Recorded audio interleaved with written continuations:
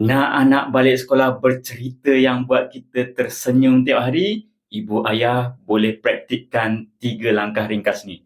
Mula-mula ubah cara bertanya, pilih soalan yang buat anak teruja bercerita macam, benda apa paling best di sekolah hari ni? Dan elakkan soalan terlalu umum macam, sekolah okey tak? Lepas tu, raikan setiap usaha anak walaupun nampak kecil. Contohnya, puji bila dia pandai uruskan barang sendiri. Bila anak rasa dihargai, semangat dia untuk ke sekolah pun naik. Akhir sekali, sediakan ganjaran kecil sebagai kejutan. Tak perlu mahal pun. Aiskrim kegemaran lepas sekolah dah cukup.